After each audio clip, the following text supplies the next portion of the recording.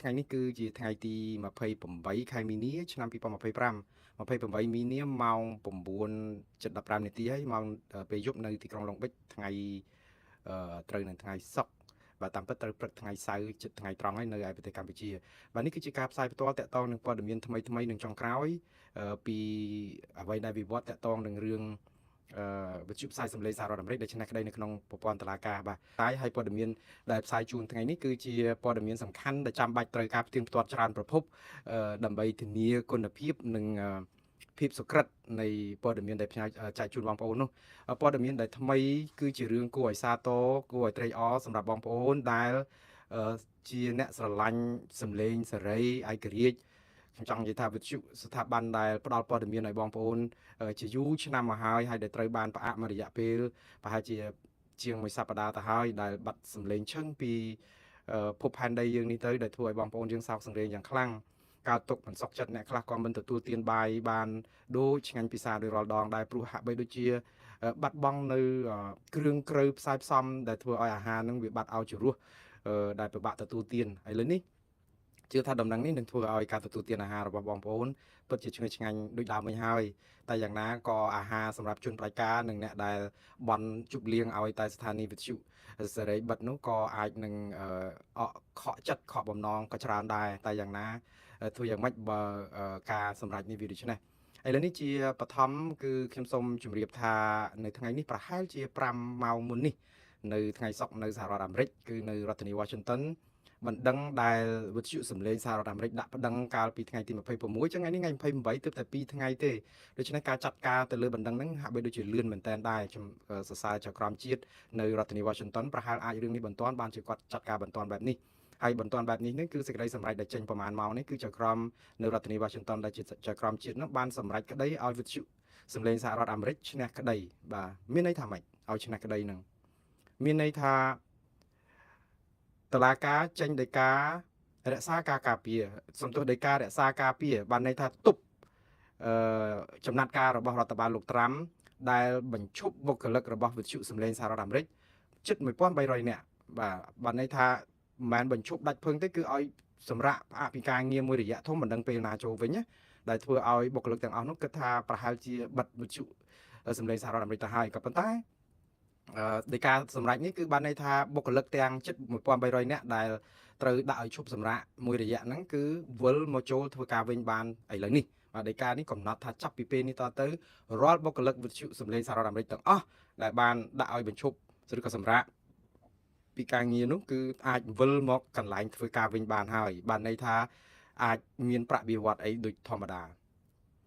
នេះគឺជាជោគជ័យធំបំផុតសម្រាប់វិទ្យុសម្លេងសហរដ្ឋអាមេរិកព្រោះដីការបស់តុលាការនេះវាហាក់បីដូចជាថ្នាំខ្លាំងមួយគ្រាប់ទៀតសម្រាប់រដ្ឋបាលលោកត្រាំដែលមិនអាចនឹងបិទសម្លេងវិទ្យុសម្លេងសហរដ្ឋអាមេរិកបានព្រោះថ្នាំខ្លាំងមួយគ្រាប់មុននេះតកតនឹងប្រព័ន្ធផ្សព្វផ្សាយយើងដឹងហើយចៅក្រមមួយរូបផ្សេងទៀតដែលជាចៅក្រមជាតិដែរដែលទទួលបណ្ដឹងនិយាយទៅបណ្ដឹងដាក់មកហ្នឹងគឺជុំទិសហើយតែបណ្ដឹងសម្រាប់ប្រព័ន្ធផ្សព្វផ្សាយនេះយ៉ាងហោចណាស់ក៏មាន3ដែរនៅក្នុងកម្រិតថ្នាក់បណ្ដឹងថ្នាក់ជាតិនេះហើយបណ្ដឹងមួយបានដោះស្រាយរួចទៅហើយគឺតកតងនឹងវិទ្យុអឺរ៉ុបសេរីដែលវិទ្យុអឺរ៉ុបសេរីហ្នឹងក៏បានទទួលមូលនិធិដូចធម្មតាអាចបើកដំណើរការវិញហើយបើតាមអ្វីដែលជាសេចក្តីសម្រេចរបស់ចៅក្រមពីថ្ងៃម្សិលមិញនោះឥឡូវនេះថ្ងៃនេះគឺយើងមានសេចក្តីសម្រេចមួយរបស់តុលាការជាតិផ្សេងមួយទៀតនៅរដ្ឋធានី Washington ដែលកាន់សំណុំរឿងរបស់វិទ្យុសម្លេងសហរដ្ឋអាមេរិកបានន័យថាវិទ្យុសម្លេងសហរដ្ឋអាមេរិកអាចនឹងមាននិយាយទៅគឺអាចឲ្យបុគ្គលិកបន្តការងាររបស់ខ្លួនឡើងវិញសំណួរសួរអញ្ចេះទៅវិញថាតើ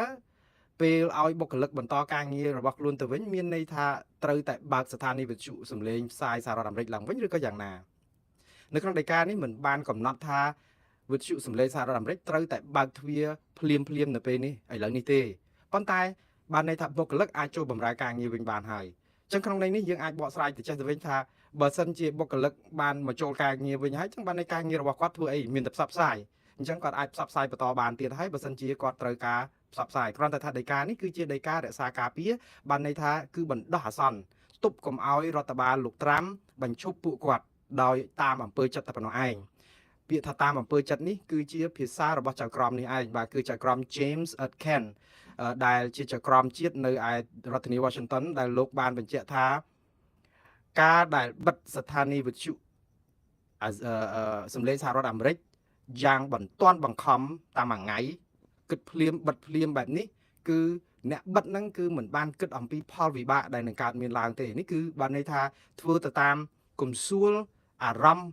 ដែលគិតភ្លាមធ្វើភ្លាមតែមិនអាចគិតអំពីផលវិបាករបស់វានេះគឺជាប្រសាសន៍របស់លោកចៅក្រម James ដែលលោកបានមានប្រសាសន៍ដូច្នេះហើយលោកចាត់ទុកថាការបិទវិទ្យុសម្លេងសហរដ្ឋអាមេរិកឬក៏ផ្ដាច់ថវិកានេះគឺជាអំពើធ្វើតាមតែអំពើចិត្តហើយដែលផ្ទុយនឹងរដ្ឋធម្មនុញ្ញទៅទៀតបាទបំពេញគោលការណ៍រដ្ឋធម្មនុញ្ញដោយសារតែមូលនិធិដែលបានផ្ដល់ជូនស្ថានីយ៍ផ្សាយសម្លេងទាំងអស់នេះគឺអនុម័តដោយរដ្ឋសភាជាកញ្ចប់ថវិកាដែលអនុម័តដោយរដ្ឋសភាដែលមិនអាចរដ្ឋាភិបាលធ្វើអ្វីរំលងបានទេដូច្នេះនៅក្នុងសេចក្តីសម្រេចនេះយើងឃើញហើយគឺច្បាស់ថាវិទ្យុសម្លេងសហរដ្ឋអាមេរិកក៏ដោយវិទ្យុសម្លេងសេរីរបស់អឺរ៉ុបដែរគឺមានជីវិតជីវ៉ាឡើងវិញហើយនេះជាក្តីសាទរត្រេកអរយ៉ាងច្រើនសម្រាប់បងប្អូនដែលតាមដានតាំងពីដើមរៀងមកបើទោះបីជាភ័យហើយបើទោះបីជាមានអ្នកខ្លះត្រេកអរយ៉ាងណាក៏ដោយឥឡូវនេះគឺយើងឃើញថាអ្នកដែលគ្មានសម្លេងជាជនរងគ្រោះអ្នកដែលចង់បានព័ត៌មានពីស្ថានីយ៍វិទ្យុសម្លេងសហរដ្ឋអាមេរិកបានទទួលស្ដាប់ការផ្សាយរបស់ពួកគាត់ក្នុងពេលដ៏ឆាប់ខាងមុខនេះបាទនេះគឺតាមរយៈដីកានេះតើដីកានេះមានន័យយ៉ាងដូចម្ដេចទៀតសម្រាប់វិទ្យុអាស៊ីសេរីវិញបងប្អូនចេះតែទន្ទឹងមើលថាវិទ្យុសម្លេងសហរដ្ឋអាមេរិកនឹងសំខាន់ណាស់ទៅហើយក៏ប៉ុន្តែព្រះម្ចាស់ថ្លៃហើយគឺវិទ្យុអាស៊ីសេរីនេះគឺសំខាន់ជាងនឹងច្រើនដងទៅទៀតដោយសារអីវិទ្យុអាស៊ីសេរីគឺផ្ដោតខ្លាំងទៅលើអាស៊ីបើវិទ្យុអាស៊ីសេរីជាភាសាខ្មែរគឺទៅនិយាយទៅពីរឿងប្រទេសកម្ពុជានឹងតែម្ដងបើវិទ្យុអាស៊ីសេរីជាភាសាឡាវគឺនិយាយទៅពីភាសាប្រទេសឡាវអីចឹងវាខុសពីវិទ្យុសម្លេងសហរដ្ឋអាមេរិកដែលផ្សាយគោលការណ៍សហរដ្ឋអាមេរិក 70% ផ្សាយទៅលើកិច្ចការនៅតំបន់អាស៊ីប្រទេសកម្ពុជាអីហ្នឹងជាភាសាខ្មែរហ្នឹងគឺតែ 30% អីចឹងទេដូច្នេះបងប្អូននៅតែដាក់ទម្ងន់ខ្លាំងហើយចង់បានវិទ្យុអាស៊ីសេរីយ៉ាងសម្បើមខ្ញុំមិនថាវិទ្យុសម្លេងសហរដ្ឋអាមេរិកគ្មានសារៈសំខាន់ទេមានសារៈសំខាន់ច្រើនដូចគ្នាគ្រាន់តែថាវិទ្យុសម្លេងសហរដ្ឋអាមេរិកផ្សព្វផ្សាយច្រើនពីគោលនយោបាយសហរដ្ឋអាមេរិកដែលខុសពីវិទ្យុអាស៊ីសេរីដែលផ្ដោតទៅលើតែរឿងតំបន់អាស៊ីអាគ្នេយ៍ជាពិសេសគឺប្រទេសបើថាភាសាខ្មែរផ្សព្វផ្សាយតែភាសាខ្មែរនឹងតែម្ដងរឿងកម្ពុជានឹងតែម្ដងបាទដូច្នេះរឿងវិទ្យុអាស៊ីសេរីយ៉ាងម៉េចទៅវិញព្រោះអីនៅក្នុងគម្រោងរបស់បណ្ដាញសារព័ត៌មានគ្រប់គ្រងគេហៅថាប្រព័ន្ធផ្សព្វផ្សាយសកលឬក៏អន្តរជាតិរបស់សហរដ្ឋអាមេរិក USAGM ដែលជាមេបាជាអាណាព្យាបាលរបស់វិទ្យុស្ថាប័នវិទ្យុទាំងនេះដែលមានកញ្ចប់ថវិកាពីរដ្ឋសភានោះគឺគាត់គ្រប់គ្រងស្ថាប័នវិទ្យុយ៉ាងតិច4គឺមានវិទ្យុសម្លេងសហរដ្ឋអាមេរិកវិទ្យុសម្លេងវិទ្យុអឺរ៉ុបសេរីវិទ្យុអាស៊ីសេរីនិងវិទ្យុអាហ្វហ្គានីស្ថានសេរីដែរអញ្ចឹងមានវិទ្យុអាហ្វហ្គានីស្ថានមួយទៀតនៅក្នុងកញ្ចប់ថវិកាដែលបាននេះសេចក្តីសម្រេចដែលចេញថ្ងៃនេះហ្នឹងគឺបើនិយាយអំពីវិទ្យុអាស៊ីសេរីតាមពិតបណ្ដឹងរបស់គាត់ដាក់នៅក្រោយវិទ្យុ VOA ដែលដាក់ទៅហ្នឹងមួយថ្ងៃគឺទៅដាក់ម្សិលមិញទេព្រោះវិទ្យុសម្លេងសហរដ្ឋអាមេរិកដាក់ពីថ្ងៃ26ពួកគាត់ដាក់27វិទ្យុអាស៊ីសេរីអញ្ចឹងសេចក្តីសម្រេចនេះគឺផ្ដោតទៅលើខាងតែវិទ្យុសម្លេងសហរដ្ឋអាមេរិកទេតើយើងគួររងចាំសេចក្តីសម្រេចរឿងវិទ្យុអាស៊ីសេរីឬក៏យ៉ាងដូចម្ដេចបាទតាមពិតមិនបាច់រងចាំទេខ្ញុំថាមិនបាច់រងចាំហ្នឹងបានន័យថាយ៉ាងម៉េចគឺសេចក្តីសម្រេចរបស់តុលាការនេះក៏បានបង្គាប់ឬក៏បានបញ្ជាទៅឲ្យរដ្ឋបាលលោកត្រាំថាថវិកាជាតិដែលជាកញ្ចប់ថវិកាអនុម័តដោយរដ្ឋសភាដែលត្រូវផ្ដល់ឲ្យស្ថាប័ន USAGM ដើម្បីផ្គត់ផ្គង់ស្ថាប័នវិទ្យុទាំងប្រមាណនេះគឺដាច់ខាតមិនអាចបង្កកបានទេចឹងបានន័យថាដីកានេះគឺទប់ការផ្ដាច់ថវិកាហ្នឹងហើយអញ្ចឹងថវិកានេះបានន័យថាបានទៅទាំងវិទ្យុអឺរ៉ុបសេរីវិទ្យុសម្លេងសហរដ្ឋអាមេរិកវិទ្យុអាស៊ីសេរីនិងវិទ្យុសេរីអាហ្វហ្គានីស្ថានដែរក្នុងន័យហ្នឹងបានន័យថាថវិកាហ្នឹងបើតាមដីកាហ្នឹងគឺវិទ្យុទាំងអស់នេះគឺបានលុយវិញដូចធម្មតាហើយអញ្ចឹងបានន័យថាវិទ្យុអាស៊ីសេរីក៏នឹងមានជីវិតជីវ៉ាដូចធម្មតាដែរគ្រាន់តែសេចក្តីសម្រេចនៅពេលនេះគឺសម្រេចទៅតែតាមបណ្ដឹងរបស់វិទ្យុសម្លេងសហរដ្ឋអាមេរិកដែលគេដាក់ប្តឹងអញ្ចឹងកម្មវត្ថុបណ្ដឹងរបស់វិទ្យុសម្លេងសហរដ្ឋអាមេរិកគឺគេដោះស្រាយមួយគ្រាទៅគាត់ថាវាដូចតែគ្នាហ្នឹងបណ្ដឹងពួកគាត់ហ្នឹងរឿងបណ្ដឹងរដ្ឋបាលលោកត្រាំតែពីរឿងរំលោភរដ្ឋធម្មនុញ្ញរំលោភ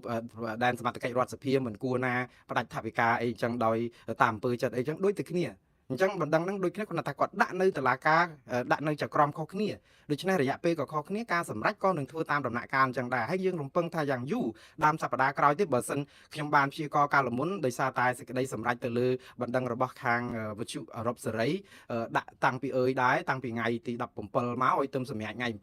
27អីនេះចឹងវាជិត10ថ្ងៃដូច្នេះខ្ញុំគិតថាប្រហែលជាអាចត្រូវការពេលយូរដល់ប៉ុណ្ណឹងដែរប៉ុន្តែមិននឹកស្មានថាតុលាការសម្រេច ក្តីក្នុងរឿងនេះតែ2ថ្ងៃសោះដូច្នេះវាលឿនជាងការរំពឹងទុកប្រហែលជាមិនពិបាកនៅក្នុងការសម្រេចហើយដោយសារអី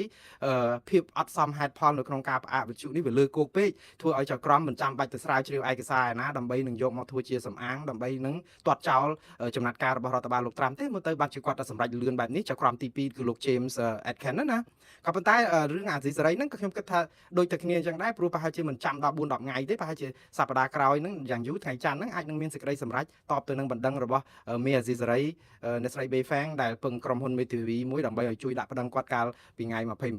ម្សិលមិញនេះអញ្ចឹងសេចក្តីសម្រេចហ្នឹងក៏អាចនឹងមាននៅដើមសប្តាហ៍ហ្នឹងសម្រាប់វិទ្យុអាស៊ីសេរីប៉ុន្តែបើទោះបីជាមិនមានសេចក្តីសម្រេចសម្រាប់វិទ្យុអាស៊ីសេរីក៏យើងឃើញថាសេចក្តីសម្រេចនេះគឺបានន័យថាធានាថវិកាជាតិសម្រាប់វិទ្យុអាស៊ីសេរីរួចទៅហើយគឺបានន័យថាទប់រដ្ឋបាលលោកត្រាំហ្នឹងមិនអោយផ្ដាច់ថវិកានេះទេអញ្ចឹងបានន័យថាថវិកាសម្រាប់វិទ្យុអាស៊ីសេរីនៅពេលនេះក៏មានវិទ្យុសម្លេងសហរដ្ឋអាមេរិកក៏មានថវិកានឹងដដែលវិទ្យុអឺរ៉ុបសេរីក៏មានវិទ្យុអាហ្វហ្គានីស្ថានសេរីដែលនៅក្រោមក្របខ័ណ្ឌនៃ USAGM ហ្នឹងក៏មានទាំងអស់នឹងដែរអញ្ចឹងបានន័យថាមានទាំងអស់ប៉ុន្តែ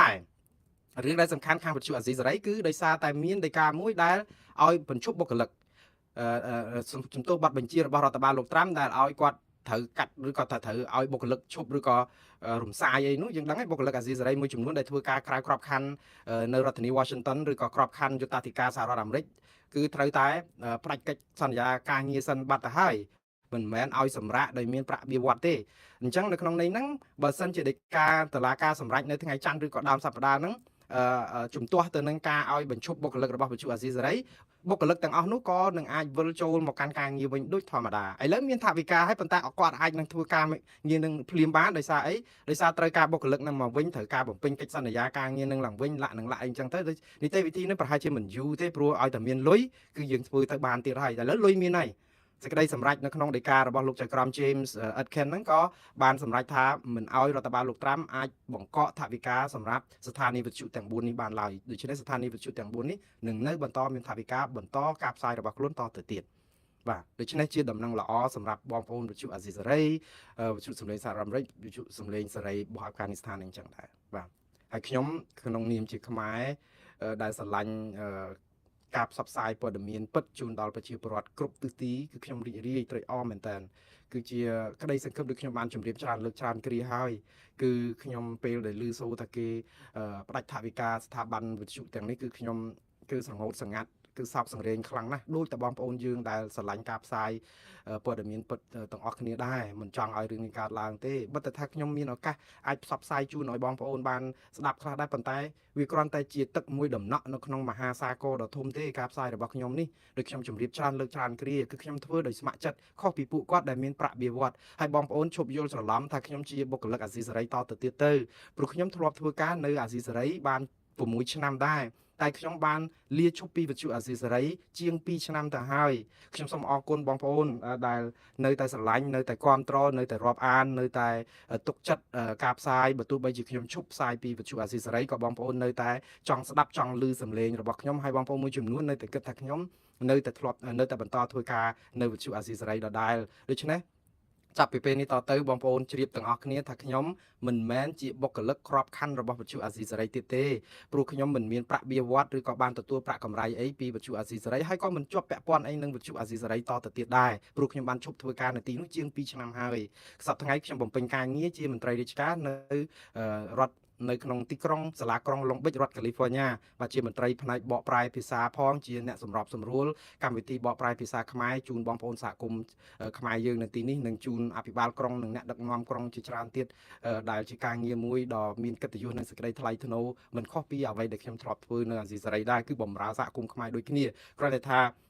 នៅទីនេះខ្ញុំឆ្លៀតឱកាសផុតពីម៉ោងការងារទៅបំពេញបន្ថែមខ្លះក្នុងការផ្ដល់ព័ត៌មានជូនសហគមន៍ដោយឥតគិតថ្លៃគឺជាការស្ម័គ្រចិត្តទេបងប្អូនមិនបានប្រាក់កម្រៃអ្វីទាំងអស់ពីការដែលបំពេញការងារនេះហើយក៏មិនបម្រើការឲ្យស្ថាប័នវិទ្យុអាស៊ីសេរីទៀតដែរតែយ៉ាងណានៅតែស្រឡាញ់បងប្អូននៅតែចង់ផ្សព្វផ្សាយហើយជាបង្អែមលៀងមាត់សូមចាត់ទុកខ្ញុំថាជាត្រឹមតែជាបង្អែមលៀងមាត់បានហើយខ្ញុំមិនមែនជាតួឯកនៅក្នុងការផ្សាយនេះទេហើយការផ្សាយទាំងឡាយនេះគឺជាការស្រាវជ្រាវហើយ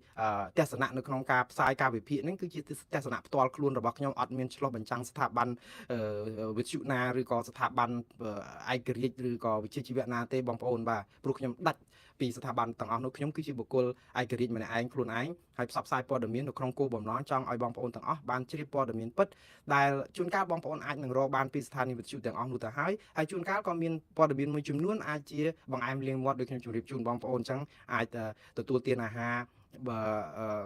ើសំខាន់ឆ្អែតពិសាទៅហើយនោះក៏មានបង្អែមលៀងមាត់បន្តិចទៅកុំឲ្យទៅថាវាឆ្អាបមាត់ឬក៏ដូចថាវាមិនទាន់អស់ចិត្តអីអញ្ចឹងទៅហើយខ្ញុំក៏នៅតែព្យាយាមធ្វើយ៉ាងណាឲ្យបង្អែមលៀងមាត់នេះនៅតែមានឲ្យជារសឈ្ងុយឆ្ងាញ់ទទួលទានជក់ចិត្តតទៅទៀតមិនក្បត់ឧត្តមកតិមនសិការនិងវិជ្ជាជីវៈបើទោះបីជាមិនបានថវិកាឬក៏មិនមានប្រាក់ខែអីពីការផ្សាយនេះក៏ប៉ុន្តែខ្ញុំមានប្រាក់បៀវត្សល្មមមករស់បានពីការងារនៅសាលាក្រុងដែលជាការងារដ៏ថ្លៃថ្នូរបម្រើសហគមន៍ដែរដូច្នេះខ្ញុំមានពេលវេលាសល់ហ្នឹងក៏ជួយបងប្អូនបន្តទៀតដែរហើយមិននឿយណាយនៅក្នុងការធ្វើព័ត៌មាននេះទេដរាបណាខ្ញុំនៅមានដង្ហើមខ្ញុំនឹងនៅតែបន្តផ្សាយព័ត៌មានជូនបងប្អូនមិនថាអាស៊ីសេរីនៅឬក៏វិទ្យុសំឡេងសហរដ្ឋអាមេរិកនៅឬក៏មិននៅទេហើយគ្រាន់តែខ្ញុំចង់ជម្រាបចេះវិញថាខ្ញុំមិនអាចជំនួសស្ថាប័នទាំងអស់នោះបានទេព្រោះខ្ញុំម្នាក់ឯងគាត់មានក្រុមមានគ្នាមានអីច្រើនហើយមានប្រាក់បៀវត្សគ្រប់គ្រាន់ចឹងការងារដែលយកព័ត៌មានរបស់គាត់អាចគ្រប់ជ្រុងជ្រោយហើយនឹងបានច្រើនចម្រុះសម្រាប់បងប្អូនអាចនឹងបន្តតាមដានអញ្ចឹងណាបងប្អូនតែយ៉ាងណាសូមអរគុណយ៉ាងជ្រាលជ្រៅបងប្អូនលើកទឹកចិត្តខ្ញុំច្រើនមែនតើចង់ឲ្យខ្ញុំនឹងផ្សាយឲ្យច្រើនខ្ញុំធ្វើតាមលទ្ធភាពបងប្អូនខ្ញុំមិនអាចធ្វើច្រើនបានទេតែតាមលទ្ធភាពជាក់ស្ដែងឲ្យបងប្អូននៅត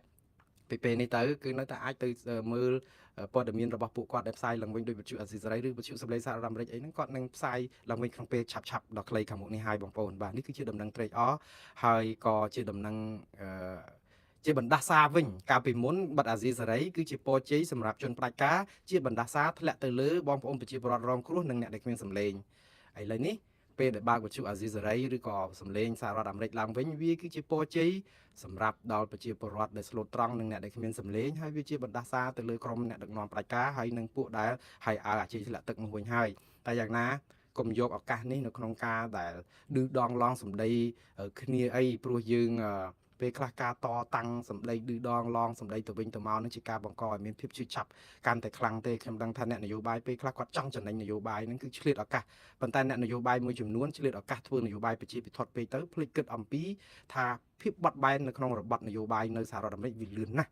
់ហើយខ្ញុំបានជម្រាបហើយថាធ្វើអ្វីក៏ដោយអូសទូកកុំឲ្យល្អានចាប់ត្រីបានកុំឲ្យល្អទឹកសហរដ្ឋអាមេរិកគឺជាប្រទេសដែលមានប្រជាធិបតេយ្យរាប់រយឆ្នាំហើយប៉ុន្តែមិនមែនបានន័យថាអ្នកដឹកនាំអាចធ្វើអ្វីតាមតែអំពើចិត្តបានទេប្រជាពលរដ្ឋអាមេរិកមិនអនុគ្រោះឲ្យធ្វើដូច្នេះបានទេប្រព័ន្ធតុលាការអាមេរិកមិនអនុគ្រោះឲ្យមេដឹកនាំណាធ្វើដូច្នេះបានទេខ្ញុំនៅតែគោរពមេដឹកនាំសហរដ្ឋអាមេរិកដែលជាប្រធានាធិបតីដែលជាប់ឆ្នោតដោយអ្នកបោះឆ្នោត70លានអ្នកជាងដែរបងប្អូន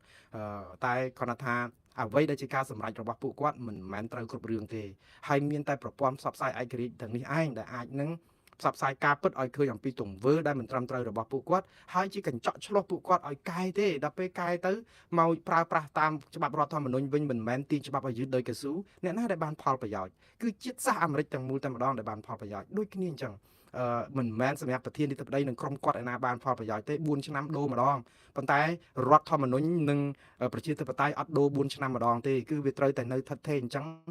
រាប់រយឆ្នាំតទៅមុខទៀតអានេះហើយគឺជាគោលការណ៍ខ្លឹមដែលប្រជាពលរដ្ឋអាមេរិកទាំងអស់គ្នាត្រូវតែមានភាពក្លាហាននៅក្នុងការតតាំងហើយកុំផ្កាប់មុខខ្ញុំគោរពសម្លេងបងប្អូនទាំងអស់គ្នា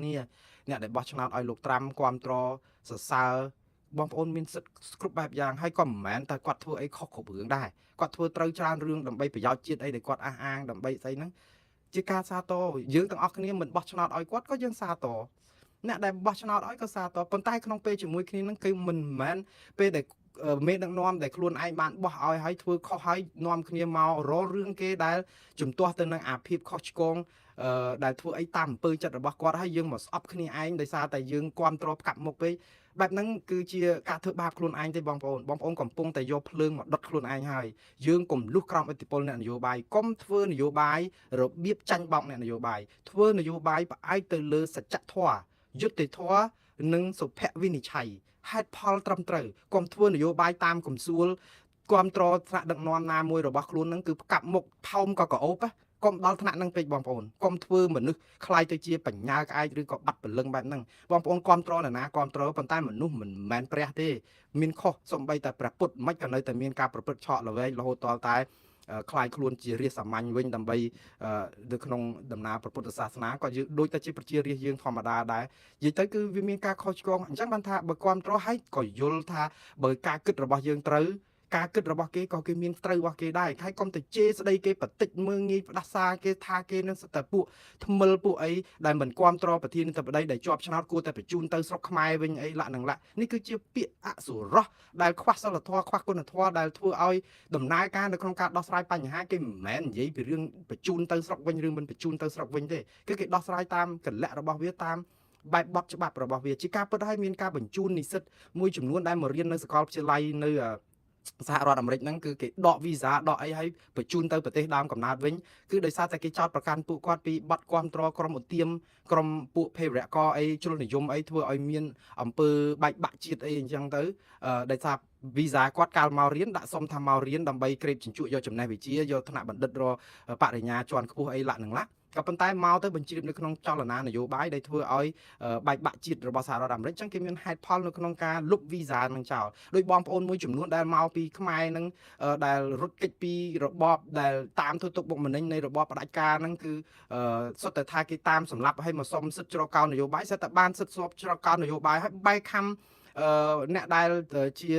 ជនរងគ្រោះដូចគ្នាកាលពីដើមឡើយហើយទៅបានប្រហែលលៀបសក្ការៈពីក្រមអគុណសន្តិភាពអីណានោះឲ្យចាប់ផ្ដើមធ្វើប្រទេសប្រដាបងប្អូនគេអាចនឹងលុបវីសាឬក៏ដកអ្វីដែលជាសិទ្ធិរស់នៅស្របច្បាប់របស់បងប្អូនបានតែមិនមែនជាការគម្រាមទេនៅក្នុងច្បាប់គេមានចែងអញ្ចឹងប៉ុន្តែកុំហួសហេត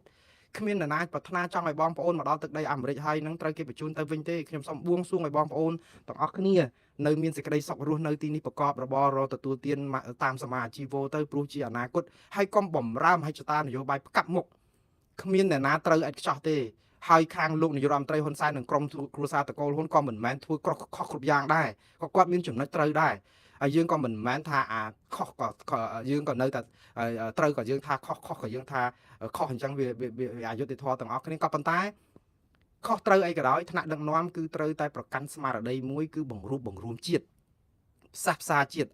ិរកយុត្តិធម៌ជូនប្រជាពលរដ្ឋកុំឲ្យក្តៅក្រហាយហើយកុំបំបែកបំបាក់ស្មារតីប្រជាជនឲ្យស្អប់ខ្ពើមគ្នានោះបានជាហៅថាអ្នកដឹកនាំយើងអត់អាចថាកាន់បាក់យើងបានឈ្នះបានការពារកាន់បាក់គេយើងដឹងតែកំតិចកំចាយមិនអញ្ចឹងទេដូចគ្នាអញ្ចឹងដែរនៅសហរដ្ឋអាមេរិកបងប្អូនកាន់គណៈបក្សសាធារណរដ្ឋឬប្រជាធិបតេយ្យកាន់អីកាន់ទៅបងប្អូនអត់អីទេប៉ុន្តែកុំឆ្លោះគ្នារហូតដល់តែកាន់ខាងគណៈបកណាមួយដល់តែពេលមើលឡើងឃើញគឺថាងងឹតឈឹងតែម្ដងនៅពេលដែលរដ្ឋាភិបាលចាប់ផ្ដើមបញ្ជូនជនអន្តោប្រវេសន៍ពីសហរដ្ឋអាមេរិកទៅប្រទេសដើមកំណើតវិញអាចធ្លាក់ប៉ះដល់ប្រជាពលរដ្ឋខ្លួនឯងយើងគ្រប់គ្រងលោកត្រាំផ្កាប់មុខតែម្ដងគឺថាបញ្ជូនទៅអីអញ្ចឹងទាំងខ្មែរគ្នាឯងនឹងហើយខ្លួនឯងនឹងជាអន្តោប្រវេសន៍ទាំងអស់គ្នានឹងតែគេបញ្ជូនមកពីជាជនភៀសខ្លួនហើយតាំងមកអះអាងខ្លួនតែទេខ្ញុំមកស្របច្បាប់ទេអ្នកក្រោយមកខុសច្បាប់បងប្អូនការមកសហរដ្ឋអាមេរិកនេះគឺមានច្រកច្រើនណាស់ហើយអ្នកណាក៏ប្រាថ្នាចង់មកដែរបងប្អូនសាកគិតទៅមើលបើយើងរស់នៅក្នុងប្រទេសមួយដែលលំបាកវេទនាហើយចង់រកកូនចៅដើម្បីឲ្យមានទីទួលមានសុវត្ថិភាពមានឱកាសរកទទួលទានចិញ្ចឹមកូនចិញ្ចឹមជីវិតបានរៀនសូត្របានខ្ពង់ខ្ពស់អីអញ្ចឹងហើយបានមកសក់អញ្ចឹងទាំងអស់គ្នាវាខុសរំលងច្បាប់ទម្លាប់អីតិចតួចមិនដល់ថ្នាក់ប្រព្រឹត្តបទអក្រិតអីផងគ្រាន់តែខ្វះឯកសារហើយយើងនឹងមានចិត្តអន្តេរថៃរហូតដល់បញ្ជូនទៅវិញទាំងអស់ទាំងគ្រួសារអញ្ចឹងដែរឬក៏យ៉ាងម៉េចខ្មែរដូចគ្នាតាហេតុអីក៏យើងមិនស្រឡាញ់ខ្មែរដូចគ្នាយើងជាជនអន្តោប្រវេសន៍យើងមានដឹងប្រភពយើងមកពីណាទេខ្ញុំយល់ហើយបងប្អូនគិតថាមកជនអន្តោប្រវេសន៍នឹងមកដណ្ដើមការងារបងប្អូនគិតពីការលំបាកយើងផងកាលបងប្អូនលំបាកហ្នឹងកាលគេបញ្ជូនមកជាជនភៀសខ្លួនបងប្អូនគេមកដណ្ដើមការងារបងប្អូនជនជាតិអាមេរិកនៅនេះដែរតែគេនឹងយល់យ៉ាងម៉េចអំពីយើងគេមានដែលធ្វើទុកបុកម្នេញគេចង់បដិញយើងទៅវិញអីអញ្ចឹងដូចអញ្ចឹងហ៎ហើយយើងជាសះឯងសោះហ្នឹងហេតុអីក៏យើងសះឯងយើងចិត្តខ្មៅជាមួយនឹងប្រជាពលរដ្ឋគ្នាឯងហ្នឹងហើយដូចគ្នាចាត់ទុកជនអន្តោប្រវេសន៍សាសនាក៏អញ្ចឹងដែរគឺដូចឈាមយើងអញ្ចឹងជាខ្មែរជាមនុស្សខ្ញុំចង់និយាយអញ្ចឹងយើងមិនដូចថាសាសនាសម្បុរណាកពស់ទៀបសក់កញ្ញាញ់សក់រួញសក់សសក់ត្រង់សម្បុរបែបណាក៏ដោយវាដូចសុទ្ធអញ្ចឹងណាបងប្អូនដូចជាសុទ្ធអញ្ចឹងសបកពណ៌លឿងសបកពណ៌ក្រហមសបកពណ៌សអីក៏ដោយបងប្អូនបំបែកសុទ្ធនឹងចេញទៅអាផ្នែកពណ៌លឿងនៃសុទ្ធទាំងអស់ហ្នឹងគឺពណ៌លឿងដូចគ្នាអញ្ចឹងអត់មានសុទ្ធនេះអាខាងផ្ទៃក្នុងហ្នឹងពណ៌ក្រហមឬក៏ពណ៌ខៀវឬពណ៌ខ្មៅអីទេអត់ទេគឺអញ្ចឹងគ្រាន់តែវាប្លែកសម្បុរលើខាងក្រៅតែប៉ុណ្ណឹងប៉ុន្តែសារធាតុនៃសុទ្ធហ្នឹងគឺជាមនុស្សដូចគ្នាអញ្ចឹងយើងត្រូវស្រឡាញ់គ្នាមេត្តាអនុគ្រោះហើយដូចគ្នាកុំចាញ់បោកនយោបាយកុំផ្កាប់មុខខ្ញុំមិនយល់តោះសម្រាប់ការគ្រប់គ្រងរបស់បងប្អូនណាទេគឺអញ្ជើញតាមសបាយចុះប៉ុន្តែកុំជ្រុលនិយម កុំមើលមកបាំងគ្រប់រឿងលោកត្រាំធ្វើអីក៏ត្រូវដែរធ្វើអីក៏ត្រូវដែរគឺមនោគមវិជ្ជាហ្នឹងគឺស្ដាប់វិទ្យុដូចថានៅស្រុកខ្មែរស្ដាប់ fresh news តែមួយអញ្ចឹងគឺស្ដាប់វិទ្យុតែមួយហ្នឹងគាត់គឺថាមិនបោះបង់ចោលគឺមនោគមវិជ្ជាប្រជាពិធគេពវក់ស្មារតីយើងអ្នកណានិយាយអីក៏តែមិនត្រូវតឡាការគ្រប់ជាន់ថ្នាក់គេសម្រេចថាត្រាំខុសគ្រប់រឿងយើងនឹងត្រាំត្រូវគ្រប់រឿងឲ្យមករករឿងគេដែលគ្រាន់តែនិយាយតាមតឡាការជាអ្នកមានវិជ្ជាជីវៈហើយតឡាការមន្ត្រីតឡាការទាំងអស់នោះមិនមែនជាគណៈបកប្រជាធិបតេយ្យរើសទៅទៀតភាគច្រើននឹងមានសត្វតាជាចៅក្រមរើសដោយគណៈបកសាធារណរដ្ឋដែលមានលោកត្រាំជាប្រធានាធិបតីនឹងទៅទៀតដូច្នេះវាមិនមែនរឿងគណៈបកណាទេចៅក្រមគឺគេប្រកាន់វិជ្ជាជីវៈឯករាជ្យរបស់គេដើម្បីការពារតម្លៃជាតិរបស់គេអញ្ចឹងបើគេឃើញដល់កម្រិតថ្នាក់ចៅក្រមជាតិគិតថាលោកត្រាំធ្វើមិនត្រឹមត្រូវក៏យើងគ្រប់គ្រងគាត់ក៏យើងគិតថាគេធ្វើអញ្ចឹងមែនគាត់មិនគួរណាធ្វើអញ្ចឹងសោះខ្វះអីរឿងល្អមកកណោហេតុអីបើធ្វើខុសអញ្ចឹងហើយក៏ទទួលស្គាល់ការពិត move on ជួលទឹកភ្នែកបន្តដំណើរទៅទៀតបងប្អូនកុំនៅជាប់ផុងនៅក្នុងវាលវត្តសង្សារនៃការគ្រប់គ្រងផ្កាប់មុខរហូតតតែពាក់មុខយ៉ាក់ដាក់គ្នាវាអត់បានប្រយោជន៍អីទេវាអត់បានជួយបងប្អូននឹងឲ្យខ្លាយទៅជា professional ឬក៏ជានាយករដ្ឋមន្ត្រីនៃថ្មីឬក៏ប្រធានាធិបតីថ្មីនៃទឹកដីសហរដ្ឋអាមេរិកណាទេអត់ទេបានតែឲ្យខ្មែរស្អប់គ្នាតែប៉ុណ្្នឹងទេដូច្នេះមិនចាំបាច់អញ្ចឹងទេហើយមកអប់រំណែនាំគេនឹងគ្រប់រឿងឲ្យតាមពង្ពួកស្មារតីគេឲ្យជឿតាមអ្វីដែលខ្លួនជឿបើទោះបីជាព័ត៌មានឯករាជ្យមកកណោដែលគេស្ដាប់មកថាមិនត្រូវណាដូច្នេះល្មមបានហើយបងប្អូនឥឡូវខ្ញុំចង់បន្តបញ្ចប់បន្តិចដើម្បីនិយាយអំពីវាសនារបស់វិទ្យុអាស៊ីសេរីនិងវាសនាវិទ្យុសម្លេងសហរដ្ឋអាមេរិកដូចខ្ញុំបានជម្រាបចឹងគឺ 100% ស្ថាប័នអស់ទាំងនេះនឹងប្រព្រឹត្តទៅដូចដើមតែសួរថារួចផុតពីការធ្វើទុកបុកម្នេញទេមិនរួចទេទុកបុកម្នេញហ្នឹងគឺដោយសារអីប្រធានថ្មីរបស់ USAGM គឺគេហៅស្ថាប័នគ្រប់គ្រងប្រព័ន្ធផ្សព្វផ្សាយសកលរបស់អន្តរជាតិរបស់អាមេរិកហ្នឹងគឺជាកូតារបស់លោកត្រាំ advisor គឺអ្នកស្រីថ្មី Carrie Lake ក៏ដើម្បីជាទីប្រឹក្សាសម្រាប់ USAGM ក៏ជាអ្នកដែលរើសដល់ផ្ទាល់ដៃរបស់លោកត្រាំឲ្យមកគ្រប់គ្រងហើយការរើសមកហ្នឹងគឺគាត់ធ្វើទៅតាមលោកត្រាំទេដោយសារតែធ្វើទៅតាមលោកត្រាំហ្នឹងហើយបានចៅក្រមមួយដែលសម្រាប់រឿងវិទ្យុអឺរ៉ុបសេរីដែលឲ្យវិទ្យុអឺរ៉ុបសេរីឈ្នះក្តីហ្នឹងថាអ្នកស្រីគ្មានភ័ស្តុតាងអីទាំងអស់នៅក្នុងការបញ្ឈប់បុគ្គលិកអាស៊ីសេរីឬក៏ VOA ឬក៏អឺរ៉ុបសេរីអីហ្នឹងគឺដោយសារតែយើងធ្វើតាមលោកត្រាំដែលធ្វើតាមតែអំពើចិត្តនេះគឺជាប្រសាសន៍របស់ចៅក្រមទាំងអស់អត់មានខ្ញុំមិននិយាយអីមួយម៉ាត់គឺជារបស់គេទាំងអស់ខ្ញុំគ្រាន់តែដកស្រង់អ្វីដើម្បីឲ្យបងប្អូនជ្រាបតែប៉ុណ្ណឹងជាការពិតហើយលោកត្រាំបាននិយាយហេតុផលមួយដែលយើងទាំងអស់គ្នាចាំច្បាស់ថាការបិទស្ថាប័ន USAGM ដែលមានថវិកាប្រហែលជាជិត 1000 លាននេះថាជាការសន្សំលុយអ្នកបង់ពន្ធព្រោះស្ថាប័ននេះមិនមែន Voice of America ទេគេហៅថា Voice of Radical America បានន័យថាសម្លេងនៃពួកឆ្វេងនិយមឬក៏ជ្រុលនិយមរបស់អាមេរិកមិនមែនតំណាងឲ្យសហរដ្ឋអាមេរិកអីចឹងទៅហើយថាអ្នកបងពុនអីហ្នឹងបើបិទស្ថាប័ននេះចោលអស់គឺលែងជាប់អាមេរិកនៅក្នុងការបន្តផ្ដល់បងពុនឲ្យអ្នកទាំងអស់នេះចុះហេតុអីបានជាគាត់មកនិយាយជំនួសអ្នកបងពុនដូចខ្ញុំអីខ្ញុំបងពុនដែរតែខ្ញុំបានគិតដូចគាត់ផងហ្នឹងហើយអ្នកបងពុនមកកណោទៀតគេអត់បានគិតដូចគាត់ផងហ្នឹងដូច្នេះការសម្រេចនេះគឺវាជាការសម្រេចឯកតបុគ្គលនៅក្នុងនាមជាប្រធានាធិបតីដែលមិនតំណាងឲ្យសម្លេងទូទៅឯណាដូច្នេះវាអត់មានអីប្លែកទេហើយគាត់ដឹងទៀតថាជាមិនផុតពីការបដិងផ្ដាល់ទេត្រៀមមេធាវីរួចទៅហើយចុះយើងធ្វើអីបើយើងដឹងថាបំពេញរដ្ឋធម្មនុញ្ញហើយនឹងមានការបដិងផ្ដាល់វានាំឲ្យតែខាតពេលអញ្ចឹងបាទខ្ញុំនិយាយថាអ្នកនយោបាយខ្លះគេចូលចិត្តភ្លើងច្បើងអញ្ចឹងបងប្អូនតែបើយើងនៅក្បែរហ្នឹងឆាបឆេះសក់អស់លីងបើថាវាធ្វើមិនវាអកុសលអញ្ចឹងតែយ៉ាងណាភ្លើងច្បើងនេះវានឹងឆេះឈួលមកភពទៅឥឡូវនេះចាប់ផ្ដើមនៅសល់កំណក់ខ្មៅនៃភ្លើងច្បើងយើងនាំគ្នាស្រោចទឹកបន្តិចបន្តួចទៅដើម្បីយកផ្សិតកញ្ចោផ្សិតច្បើងយកមកទទួលទានទៅក៏វាបានល្អទៅវិញហើយអ្វីនឹងថ្នាលនេះក៏នឹងអាចរីកចម្រើនតទៅទៀតបានដែរបាទហើយខ្ញុំត្រេកអរចំពោះសាទរចំពោះការវិវត្តថ្មីនេះហើយសង្ឃឹមថា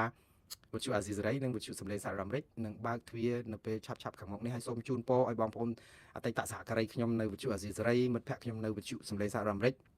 ជួបតែសេចក្តីសុខគ្រប់ប្រការបន្តផ្ដល់ព័ត៌មានជូនប្រជាពលរដ្ឋយើងតទៅទៀតដែលពួកបងប្អូនចាំផ្លូវខ្លាំងណាស់ដូចថាតែងតាសាហើយជាទីបញ្ចប់ក៏ខ្ញុំសូមឆ្លៀតឱកាសនៅពេលដែលមានដំណឹងល្អដំណឹងរីករាយក៏យើងមានដំណឹងក្រៀមក្រំចិត្តដែរខ្ញុំនៅឯនាយសមុទ្រនៅសហរដ្ឋអាមេរិកមិនដែលភ្លេចពីបងប្អូនខ្មែរយើងទេជាពិសេសពលករខ្មែរនៅប្រទេសថៃ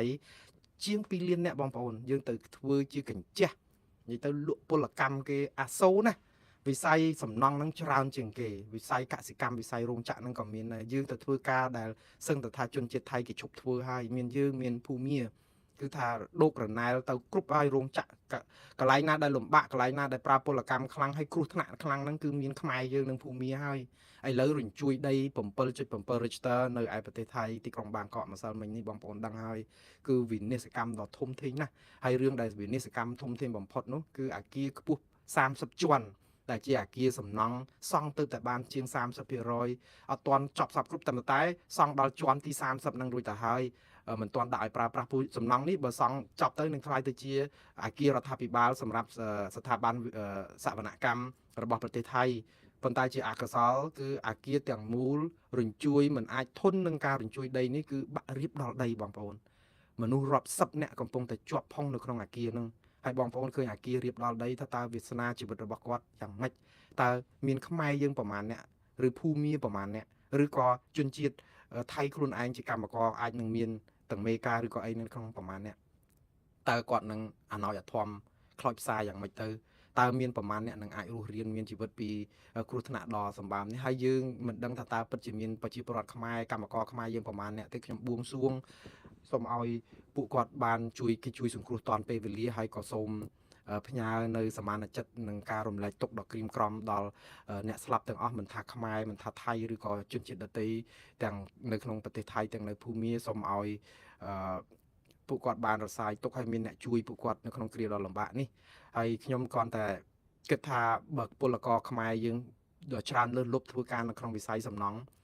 ខ្ញុំបារម្ភខ្លាំងមែនទែនថាអាគារដែលរលំបាក់នោះអាចមានប្រជាពលរដ្ឋពលករខ្មែរយើងច្រើនអ្នកនៅជាប់ក្នុងអាគារនោះនេះគឺជាការបារម្ភប៉ុន្តែ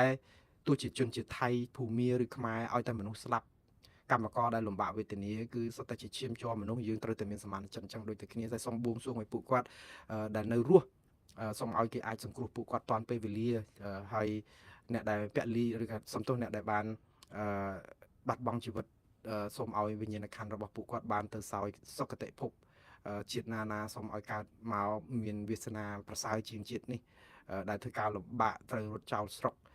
ទៅធ្វើកម្មករនៅប្រទេសគេប្រឈមនឹងគ្រោះថ្នាក់ឥឡូវនេះយើងដឹងហើយថាអាចព័ត៌មានបន្តិចទៀតយើងអាចនឹងភ្ញាក់ផ្អើលដែរថាអ្នកដែលស្លាប់ច្រើននៅស្រុកថៃវាទៅជាជនជាតិខ្មែរយើងឬក៏ជនជាតិភូមាគ្រោះថ្នាក់រញ្ជួយដីនៅថៃសោះមកស្លាប់ជនជាតិយើងនឹងអាសូរដោយសារអីវិស័យអស់ហ្នឹងគឺជាវិស័យគ្រោះថ្នាក់អត់សូវមានជនជាតិគេទេព្រោះយើងត្រូវប្រើកម្លាំងណាមួយវិស័យអប់រំរបស់យើងហ្នឹងក៏វានៅខ្សោយខ្លាំងបងប្អូនគឺយើងមិនមានចំណេះជំនាញអីដើម្បីទៅធ្វើការឲ្យបានល្អច្រើនជាងគេទេយើងបានតែការងារដែលគេកវត្តចោលឲ្យគេទៅធ្វើការងារល្អគេទុកឲ្យយើងធ្វើការងារលំបាកគ្រោះថ្នាក់ឡើង20 30ជាន់ជួនកាលធ្លាក់ស្លាប់នៅពេលកន្លែងធ្វើការដាច់ខ្សែរ៉តដាច់អីអញ្ចឹងគឺថាអាសូរណាបងប្អូនហើយការអប់រំរបស់យើងនឹងវាទៀបខ្ញុំមិនទៅប្រទៀបប្រថោកអីតម្លៃការអប់រំទេខ្មែរយើងប្រកែមានសម្បូរកដឹកក៏ប៉ុន្តែសេចក្តីរាយការណ៍របស់ពិភពលោកទើបតែរកឃើញកាលពីឆ្នាំ2024ហ្នឹងគឺវិស័យអប់រំរបស់យើងគុណភាពអប់រំរបស់យើងបើនៅក្នុងតំបន់អាស៊ីទាំង10ប្រទេសគឺយើងនៅបាតតារាងគេបងប្អូនបាតតារាងយើងចាញ់ប្រទេសណាទាំងអស់ហើយបើនៅលើពិភពលោកក្នុងចំណោមជាង200ប្រទេសនេះយើងជាប់លេខ120និយាយទៅគឺគួរឲ្យអាសូរណាស់គឺយើងនៅតំបន់អាស៊ីអាគ្នេយ៍យើងអាស៊ានហ្នឹងគឺយើងក្រោមគេទាំងអស់បងប្អូននេះមិនមែនបាននិយាយថាមើងងាយមើលស្រាលបងប្អូននៅក្នុងវិស័យអប់រំសិក្សាធិការនឹងទេបងប្អូនប្រឹងប្រែងណាស់ខ្ញុំឃើញថាបងប្អូនក៏ប្រឹងប្រែងអត់ស្រាកស្រាលណាស់ខំប្រឹងរកគំនិតច្នៃប្រឌិតថ្មីកែតម្រង់ប្រព័ន្ធអប់រំនឹងគឺមានការប្រសើរច្រើនដែរហើយក៏ប៉ុន្តែអាការប្រសើរច្រើននឹងគឺវានៅឆ្ងាយពីគេដាច់ណាស់លោកអញ្ចឹងបងប្អូននៅមានការងារត្រូវធ្វើច្រើនជាងនឹងទៀតណាកុំរវល់តែនាំគ្នាធ្វើច្បាប់ដើម្បីរំលាយក្រុមនេះណាធ្វើច្បាប់ដើម្បីដាក់ក្រុមនេះជាក្រុមភេរវរៈជនទប់បំរំលាយគណៈបកនេះកុំឲ្យគេឡើងមកដើម្បីតតាំងនៅក្នុងការបោះឆ្នោតចាប់អ្នកនេះដាក់គុកធ្វើច្បាប់នេះដាក់នោះដើម្បីធ្វើទុកបុកម្នេញគេនៅក្នុងពេលហ្នឹងអត់យកអាគំនិតគូក្បាលហ្នឹងទៅកែប្រែវិស័យអប់រំយើងដើម្បីឲ្យប្រសើរឡើងកែប្រែវិស័យកសិកម្មយើងឲ្យប្រសើរឡើងកែប្រែវិស័យពាណិជ្ជកម្មយើងឲ្យប្រសើរឡើងវិស័យទេសចរវិស័យការងារវិស័យ100ចម្ពោះបងប្អូនសូមបែរចិត្តទៅខាងហ្នឹងវិញកុំយកអាពេលវេលាមានតម្លៃចំណាយពេលអង្គុយនៅក្នុង Facebook ហ្នឹងទៅរកតែ comment អ្នកណាមកហ្នឹងដើម្បីជេរដើម្បីពមៀនដើម្បីគំរាមគេថ្នាក់ដឹកនាំហ្នឹងក៏អញ្ចឹងដែរប្រាក់ខែគេឲ្យអស់លោកទៅហ្នឹងមិនមែនមកឲ្យអង្គុយឆ្លើយតប Facebook ដើម្បីស្អីណាអ្នកនេះនិយាយតតាំងកូនចៅណឯងនៅណាទៅរកម៉ែឪដល់ភូមិដល់ឃុំដើម្បីធ្វើទុកបុកម្នេញគេមិនមែនអញ្ចឹងទេបងប្អូនយើងនៅមានរឿងច្រើនណាស់ ហេតុអីបានជាអស់លោកចំណាយពេលវេលាដែលជាប្រាក់ខែរៀសដែលបង់ឲ្យដល់ញើសឈាមបបាក់ចាំងាប់អត់ព្រមគិតរឿងវិជ្ជមានយើងគិតតែពីរឿងបំបែកបំបាក់យកគ្នាជាសត្រូវបែបនេះហេតុអីក៏អស់លោកមិនព្រមគិតឥឡូវយើងមើលនេះតួលេខនេះខ្ញុំនឹងបញ្យល់លម្អិតនៅក្នុងការផ្សាយលើក្រោយរបស់ខ្ញុំនិយាយពីវិស័យអប់រំរបស់យើងខ្ញុំនិយាយនេះគឺមិនបានបន្ទុយផ្អាកទេសូមអធិស្ឋានថាជនជាតិយើងក៏ឆ្លាតដែរប៉ុន្តែយើងត្រូវដឹងថាកញ្ចក់វាស់របស់យើងជាឆ្លោះរបស់យើងគឺយើងមើលប្រទេសគេទៅដល់ណាអស់ហើយគេទៅដល់ឋានប្រច័ណ្ឌអស់ហើយយើងនឹងនៅតែមកជជែករឿងលូមួយកង់$40ហ្នឹងឯងបងប្អូនភ្ញាក់ខ្លួនឡើងណាយើងនៅពេលវេលាដែលត្រូវតតាំងដោះស្រាយបញ្ហាច្រើនណាស់កុំនាំគ្នាមួយថ្ងៃអង្គុយត្រេកអររឿងអាស៊ីសេរីបិទរឿងវិទ្យុសម្លេងសហរដ្ឋអាមេរិកបិទវាអត់បានចំណេញដល់ជាតិយើងទេប្រជាពលរដ្ឋត្រូវការវាហេតុអីបានជាអស់លោកយកសតិអារម្មណ៍ខួរក្បាលមកគិតពីរឿងអញ្ចឹងទៅវិញនេះជាអំពើបាបតាអំពើកុសលគឺសោកស្ដាយដែរទៅព្រោះជាផ្នែកជាច្រមុះរបស់បងប្អូនដែរតាមិនអញ្ចឹងវាមិនពេញចិត្តបងប្អូនដែលធ្វើខុសនឹងប៉ុន្មានហើយគេស្រាតខោប៉ុន្តែវាបានប្រយោជន៍ដល់ប្រជាជនយើងតែហើយបើជាថ្នាក់ដឹកនាំក្រែងដើម្បីប្រជាជនហើយបើយើងដឹកនាំដើម្បីតែគ្រាន់តែក្រុមបកពួករបស់យើងហើយមកសាទរការបិទវិទ្យុសម្លេងសហរដ្ឋអាមេរិកវិទ្យុអាស៊ីសេរីចំណាយពេលវេលាឲ្យក្រុមរបស់ខ្លួននឹងដើរជេរដើរអបអរសាទរផឹកស៊ីដើម្បីឲ្យធ្វើប្រជាពលរដ្ឋមានការថ្នាំងថ្នាក់ចិត្តតើបើអស់លោកយកពេលវេលាហ្នឹងទៅអង្គុយគិតពីគោលនយោបាយដើម្បីកែប្រព័ន្ធអប់រំប្រព័ន្ធស្អីផ្សេងៗដែលខ្ញុំបានជម្រាបមិញតើវាចំណេញជ្រះប៉ុណ្ណាខ្ញុំសូមអស់ត្រឹមប៉ុណ្្នឹងហើយនៅតែបួងសួងម្ដងទៀតសូមឲ្យបងប្អូនពលករខ្មែរនៅប្រទេសថៃនឹងបានរួចផុតភ័យពីគ្រោះដ៏ចង្រៃនេះហើយសូមឲ្យបងប្អូនទាំងអស់គ្នាទាំងថៃទាំងលាវទាំងភូមាទាំងអីហ្នឹងដែលរងគ្រោះហ្នឹងមានការជួយគ្រប់គ្រងដោះស្រាយបញ្ហាទុកលំបាករបស់គាត់បានទាន់ពេលវេលានៅក្នុងគ្រាដ៏លំបាកនេះបាទសូមអរគុណនិងសូមជម្រាបលាបងប្អូនត្រឹមប៉ុណ្ណេះបាទ